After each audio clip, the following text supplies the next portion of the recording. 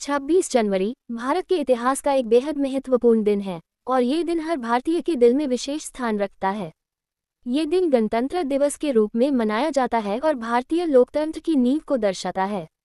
26 जनवरी का इतिहास। 1. गणराज्य की स्थापना। 26 जनवरी 1950 को भारत ने अपना संविधान अपनाया और औपचारिक रूप से एक गणराज्य बना।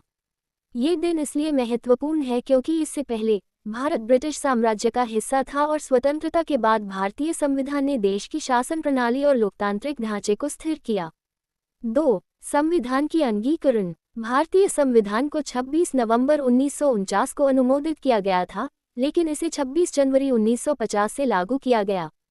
ये दिन भारतीय स्वतंत्रता संग्राम के प्रति सम्मान का प्रतीक बन गया, क्योंकि 1930 में भारतीय राष्ट्रीय कांग्रेस ने स्वराज पूर्ण स्वतंत्रता की मांग करते हुए 26 जनवरी को पूर्ण स्वराज दिवस के रूप में मनाने का निर्णय लिया था।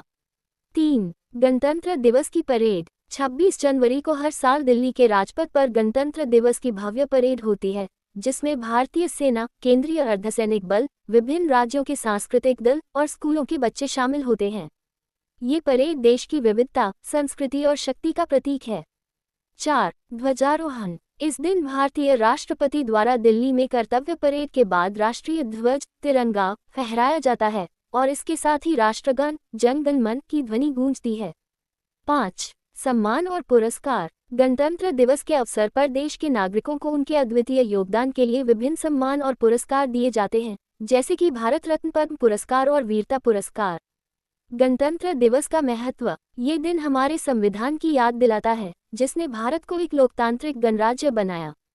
ये हमारे अधिकारों और कर्तव्यों को याद करने का दिन है, क्योंकि भारतीय संविधान नागरिकों को मूल अधिकार प्रदान करता है।